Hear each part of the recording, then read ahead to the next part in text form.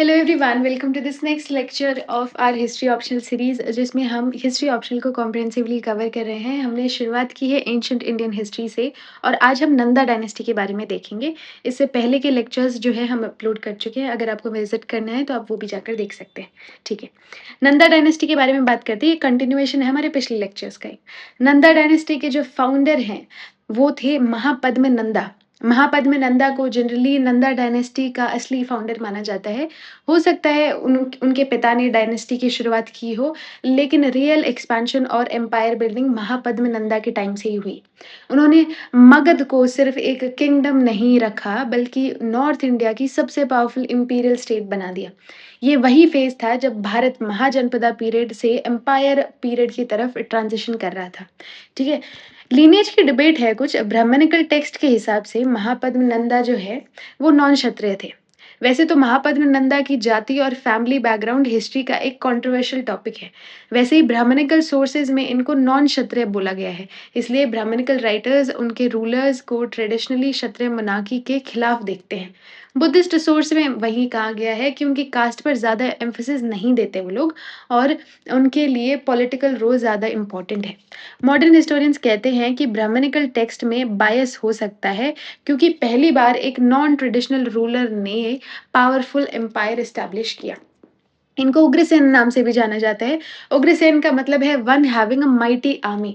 महापद्म नंदा के पास उस समय भारत की सबसे बड़ी और पावरफुल आर्मी मिलिट्री हुआ करती थी।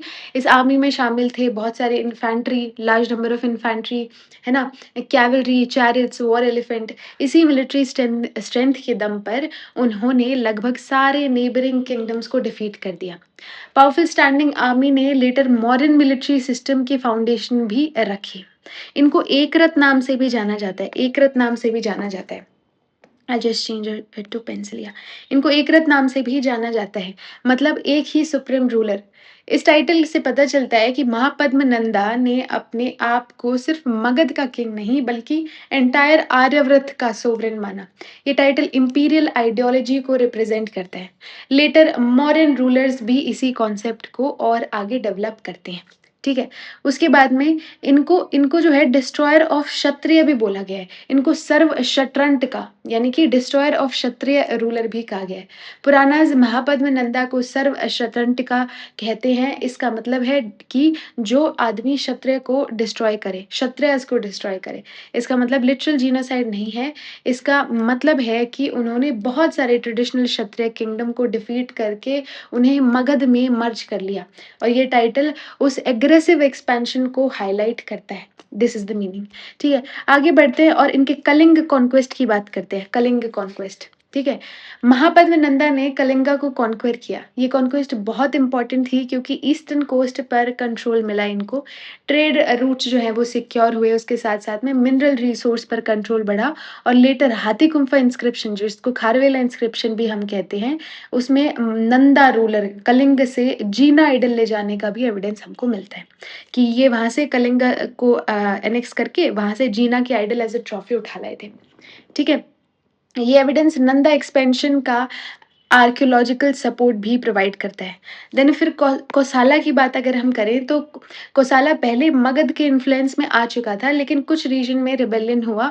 तो महापद्म नंदा ने फिर से मिलिट्री कैंपेन चलाकर कौशल को डायरेक्ट मगधन कंट्रोल में ले लिया। ये दिखाता है कि उनकी पॉलिसी सिर्फ कॉन्क्वेस्ट नहीं थी, उनका ऑब्जेक्टिव पॉलिटिकल स्टेबिलिटी भी था, परमानेंट एडमिनिस्ट्रेशन और सेंट्रल कंट्रोल भी था। अगर माइनिंग पॉलिसी की बात करें तो नंद रूलर्स ने मिनरल्स को स्टेट प्रॉपर्टी माना। आयरन, कॉपर और दूसरे मिनरल्स पर गवर्नमेंट का मोनोपोली था। इससे रेवेन्यू इंक्रीज हुआ, वेपन प्रोडक्शन इंप्रूव हुई और इकोनॉमिक पावर स्ट्रांग हुई। लेटर मॉरियंस ने भी इसी पॉलिसी को कंटिन्यू किया। ठीक है, इनको एम्पायर बिल्डर भी बोला जाता है। Empire builder, first major empire builder before Mauryas. Mahapadma Nanda को इंडिया का फर्स्ट ग्रेट एम्पायर बिल्डर माना जाता है। उन्होंने पहली बार नॉर्थ इंडिया के बड़े एरिया को एक सेंट्रलाइज्ड एडमिनिस्ट्रेशन के अंडर यूनाइट किया। मौर्यन एम्पायर की सक्सेस का बेस इसी एक्सपेंशन ने रेडी किया। अगर इनकी लेगेसी की बात करें तो महापद्म नंदा की सबसे बड़ी लेगेसी थी strong treasury, huge army, central administration, state controlled economy और पॉलिटिकल इंटीग्रेशन।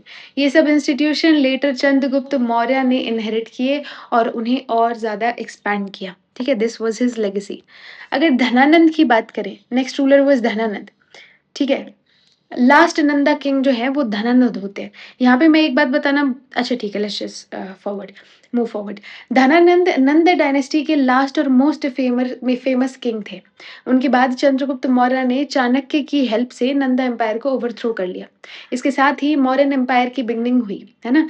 इन पे बहुत ह्यूज आर्मी थी, बड़ी आर्मी थी, है ना। धनानंद की वो महापद्म नंदा की तरह इनके पास में भी बड़ी आर्मी थी। ऐसे बोलते हैं 2 लाख इन्फैंट्री, 20,000 कैवलरी, 2,000 चैरियट्स, 3,000 से 6,000 एलिफेंट्स, ऐसा ग्रीक राइटर्स बोलते हैं। Exact number might be different, ये एग्जैजरेटेड भी हो सकता है। तो इनकी आर्मी जो है वो बड़ी बहुत बड़ी थी। और ऐसा कहा भी जाता है कि मे बी इनके आर्मी के डर से ही जो अलेक्जेंडर की सेना थी वो हिचकिचाई आगे बढ़ने से, है ना। इनको ग्रीक नेम भी दिया गया, है ना। इनको ग्रीक हिस्टोरियंस ने धनानंद का नाम डायरेक्टली रिकॉर्ड नहीं किया, उन्होंने एग्रमीस या सैंड्रमीस इनको बोला है। ठीक है, इन जैसे नाम जो है मेंशन किए हैं और ये ग्रीक प्रोनाउंसिएशन के डिस्टॉर्टेड फॉर्म माने जा सकते हैं। डियोडोरस और कर्टियस जो है ये ग्रीक हिस्टोरियंस हैं। ये नंदा किंग के इमेंस वेल्थ और पावरफुल आर्मी का डिस्क्रिप्शन देते हैं। ये external evidence Indian political history को वेरीफाई करने में मदद करता है हमारी। नंदो नंदो पकरामणि इनको बोला जाता है, नंदो पकरामणि। पनीनी के रेफरेंस में लेटर ट्रेडिशन के बेसिस पर इनको ये नाम दिया गया है ना। फॉर स्टैंडर्ड इनको नाम नहीं दिया है, इन्होंने ये एक सिस्टम यूज किया था जिसमें it was standardise measuring system. ठीक है, इससे क्या हुआ कि यूनिफॉर्म मेजरमेंट होने लगी तो ट्रेड आसान होने लगा, टैक्स कलेक्शन आसान होने लगा, एडमिनिस्ट्रेटिव एफिशिएंसी बढ़ने लगी। ये सब हमको देखने को मिलता है। इवन अलेक्जेंडर का भी जो इन्वेजन था वो धनानंद के टाइम पे ही हमको देखने को मिलता है। And he is famous for his immense treasury, बहुत पैसा था, बहुत रेवेन्यू बहुत अच्छा कलेक्ट होता था, तो वेल्थ बहुत अच्छी थी। And he was very much popular as well. ठीक है, पॉपुलर किस वजह से थे, ये पॉजिटिव पॉपुलैरिटी थी कि नेगेटिव पॉपुलैरिटी थी, है ना। तो लार्ज आर्मी मेंटेन करने के लिए हैवी टैक्सेस लगाए गए इनके राज्य में। हैवी टैक्सेशन से फार्मर, मर्चेंट, लोकल एलिट्स जो है उनमें डिससेटिस्फैक्शन आया। इसी रिजेंटमेंट का बेनिफिट चंद्रगुप्त मौर्य और चाणक्य ने उठाया। तो दिस पॉपुलैरिटी वाज नेगेटिव, है ना। इनकी इतने ज़्यादा टैक्सेशन और रिजेंटमेंट की वजह से पॉपुलेशन के ये काफ़ी अनपॉपुलर हो गए या फिर गलत तरीके से पॉपुलर हो गए। ठीक है, फॉल की बात करें तो चाणक्य ने चंद्रगुप्त मौर्य को ट्रेन किया और मिलिट्री कैंपेन के बाद धनानंद को डिफीट किया। इस इवेंट ने इंडियन हिस्ट्री को एक नया चैप्टर दे दिया विच वाज मौर्यन एम्पायर। तो he was defeated by Chandragupta Maurya. ठीक है, एंड हिस्टोरिकल इम्पोर्टेंस ये है कि ये प्री मॉडर्न पीरियड जो है ये खत्म हो गया इनके एंड से, है ना। ये हमने देखा।